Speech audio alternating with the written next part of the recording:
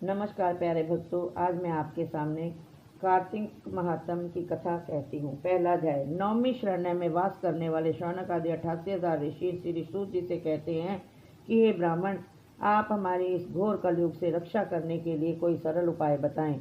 उनका यह प्रश्न सुनकर श्री सूत जी कहने लगे कि हे ऋषियों, भगवान के चरणों में तुम्हारी अटल भक्ति देखकर मैं तुमसे कार्तिक महात्म की कथा कहता हूँ, जिसके सुनने मात्र से मनुष्य के सब पापों का नाश होकर अंत में वैकुंठवास हो जाता है। आप सावधान होकर सुनिए।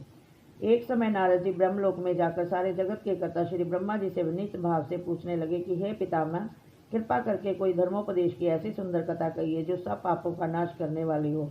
तब ब्रह्मा जी कहने लगे कि हे पुत्र, भगवान के चरणों में तुम्हारी ऐसी लगन देखकर मैं तुमसे कार्तिक मास का महात्म कहता हूँ, जिसके सुनने मात्र से मनुष्य के सब पाप नाश हो जाते हैं और वह वैकुंठ का अधिकारी हो जाता है। कार्तिक मास भगवान का अति प्रिय है। इसमें किया हुआ व्रत, दान, नियम व कीर्तन अनंत फल देने वाला होता है, क्योंकि इस मास में किए हुए भगवत कृत्य से बढ़कर कोई यज्ञ और तप नहीं है।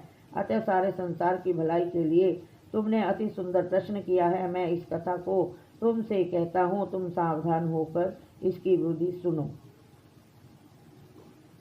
व्रत करने वाला मनुष्य प्रातःकाल ब्रह्म मुहूर्त लगभग 4 बजे उठकर शौच आदि से निवृत्त होकर 22 अंगुल लंबा सुगंधित वृक्ष का दातुन करे, परंतु श्राद्ध के दिन, सूर्य तथा चंद्र ग्रहण के दिन, एकम, अमावस, नवमी, षष्ठी, एकादशी तथा रविवार को दातुन ना करें।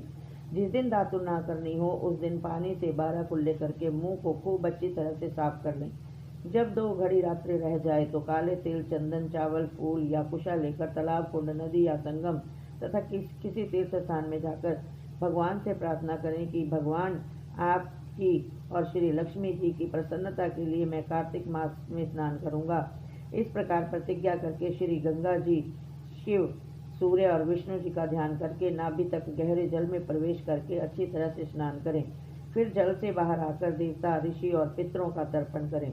स्नान के पश्चात बकरी तथा भेड़ की धूल से बचना चाहिए तथा छींक, थूक, कुत्ता, कौवा, ऊंट, उल्लू, शूकर आदि से बचना चाहिए। इससे छू जाए तो फिर स्नान करना चाहिए। असत्य तथा नीच से वार्ता नहीं करनी चाहिए। इसके पश्चात षोडशोपचार विधि से भगवान का पूजन करें। भगवान को अर्घ्य दें और प्रार्थना करें कि भगवान श्री राधा सहित मेरे इस अर्घ्य को ग्रहण करें। और इस प्रकार प्रार्थना करके 16 चीज़ें, आवाहन, पाद्य, अर्घ, आचमन, स्नान, वस्त्र, चंदन, अक्षत, पुष्प, धूप, दीप, नैवेद्य, तांबुल, पुंगीफल, दक्षिणा और नमस्कार भगवान की मूर्ति को अर्पण करके तुलसी की मंजरी से भगवान का पूजन करना चाहिए। इसे षोडशोपचार पूजन कहते हैं। इति श्री प्रथम अध्याय महात्म संपूर्णम। दूसरा अध्याय। ब्रह्मा जी कहते हैं कि हे नारद, तुलसी की मंजरी सहित भगवान शालिग्राम का जो 1 बूंद चरणामृत का पान करता है वह ब्रह्म हत्या आदि बड़े बड़े पापों से मुक्त होकर वैकुंठ को प्राप्त हो जाता है। जो भगवान शालिग्राम की मूर्ति के आगे अपने पितरों का श्राद्ध करता है उसके पितरों को वैकुंठ की प्राप्ति होती है। जो भगवान शालिग्राम की मूर्ति का दान करता है उसको समस्त पृथ्वी के दान का फल मिलता है, परंतु शालिग्राम की मूर्ति बेचनी नहीं चाहिए। विष्णु का पूजन शंख के जल से और शिव का बिल्वपत्रों से, सूर्य का तुलसी से, गणेश जी का धतूरे के पुष्पों से तथा विष्णु का केतकी के पुष्पों से, शिव का कनेर, कमल को छोड़कर किसी लाल पुष्प से पूजन नहीं करना चाहिए। जो श्री विष्णु का पूजन कमल के पुष्पों, लक्ष्मी जी का मालती और चंपा के पुष्पों से करता है वह भगवान के परम पद को प्राप्त हो जाता है।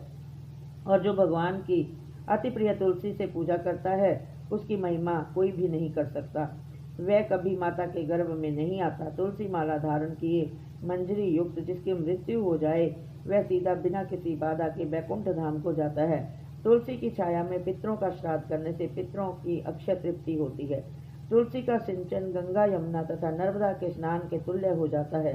तुलसी का वृक्ष लगाने, सींचने और स्पर्श करने से मनुष्य के काया, वाचा और मनसा तीनों प्रकार के पाप नष्ट हो जाते हैं। इस प्रकार कार्तिक का व्रत रखने वाला शांत चित्त से तुलसी का पूजन, दक्षिणा और नमस्कार करके हाथ जोड़कर प्रार्थना करे कि हे हरि प्रिय, देवताओं ने तुमको बनाया, मुनीश्वरों ने तुम्हारा पूजन किया और मैं आपको नमस्कार करता हूँ। इस प्रकार प्रार्थना करे। जो मनुष्य आंवले के पत्ते और फूलों से भगवान का पूजन करता है तथा आंवले के वृक्ष के नीचे बैठकर भगवान का पूजन करता है, उसको सोने के फल और पुष्पों का फल प्राप्त होता है। जो मनुष्य द्वादशी को तुलसी तथा आंवले के पत्तों को तोड़ता है वह घोर नरक में जाता है।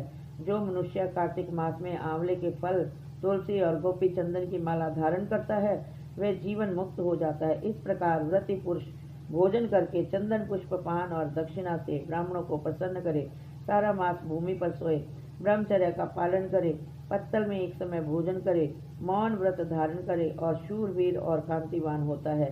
जो एक समय भोजन करता है वह भी आंवले के नीचे बैठकर उसके 1 वर्ष के पाप नष्ट हो जाते हैं। व्रती मनुष्य को शहद, कांजी, दाल, तेल, कच्चा भोजन, दूसरे का अन्न तथा किसी प्रकार का तामसी भोजन तथा बुरे नामों वाली वस्तु का भोजन नहीं करना चाहिए। रविवार को आंवला ना खाएं, देव, वेद, गौ और ब्राह्मण की निंदा ना करें, मांस आदि का सेवन ना करें, मिट्टी में उत्पन्न हुए नमक, मसूर, बासी भोजन, तांबे के पात्र में डाला हुआ दूध आदि केवल अपने लिए ही पकाया हुआ भोजन यह सब मांस के बराबर होते हैं। लहसुन, प्याज, पृथ्वी का फूल गोभी आदि, मूली, गाजर, जंगली घिया, बैंगन, पेठा दोबारा पकाया हुआ भोजन नहीं खाना चाहिए। रजस्वला स्त्री, मल्लेच्छ, पतित, पाखंडी आदि से वार्तालाप नहीं करना चाहिए। इन तिथियों में इन चीज़ों का भोजन नहीं करना चाहिए। एकम को पेठा, दूज को बैंगन, तीज को पृथ्वी का फूल, चौथ को मूली, पंचमी को बेलफल, षष्ठी को कालिंदा, सप्तमी को आंवला, अष्टमी को नारियल, नवमी को जंगली घिया, दशमी को परमल, एकादशी को बेर, द्वादशी को मसूर, त्रयोदशी को पान, चतुर्दशी, अमावस और पूर्णमासी को नारी का साग नहीं खाना चाहिए। इति श्री दूसरा महात्म संपूर्णम।